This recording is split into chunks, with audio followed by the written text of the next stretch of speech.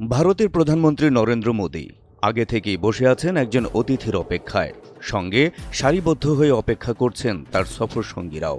তারপর শ্রেণীকক্ষে শিক্ষক প্রবেশের পর যেমনি করে সব শিক্ষার্থী দাঁড়িয়ে যায়, তেমনি করে দাঁড়িয়ে গেলেন নরেন্দ্র মোদী সহ উপস্থিত সবাই।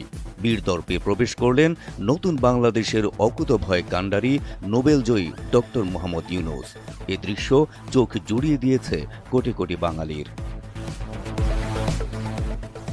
কূটনৈতিক বিশ্লেষকরা বলছেন, ডক্টর ইউনূসের জন্য নরেন্দ্র মোদীর অপেক্ষা, সামান্য দেরিতে ডক্টর মোহাম্মদ ইউনূসের প্রবেশ এবং সকলের দাঁড়িয়ে যাওয়া নিছক একটি স্বাভাবিক ঘটনা নয়, বরং এর রয়েছে সুদূর প্রসারী কূটনৈতিক গুরুত্ব। আর সেটি হলো, ভারতের সঙ্গে বৈঠকের জন্য বাংলাদেশ মুখিয়ে আছে, কিংবা নরেন্দ্র মোদীর সাক্ষাৎ পেতে ডক্টর ইউনূস দেন দরবার করে চলেছেন এতদিন, এমনটি যারা ভেবেছেন তাদের ধারণা ভুল।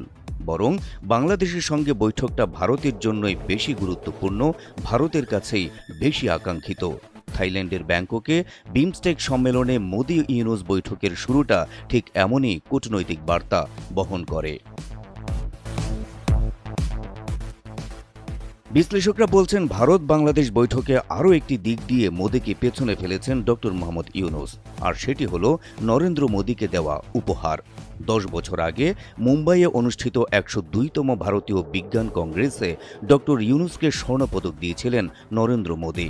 আর সেই ছবিটিকেই বাঁধাই করে উপহার হিসেবে মোদীকে দিয়ে ডক্টর ইউনূস বোঝাতে চাইলেন, বাংলাদেশ অকৃতজ্ঞ নয়, বাংলাদেশ বন্ধুত্বের মর্যাদা দিতে জানে। ইউনূস বোঝাতে চাইলেন, সম্পর্কের উন্নয়ন ঘটাতে চাইলে বাংলাদেশের বর্তমান নেতৃত্বের উপর আস্থা রাখতে পারে ভারত।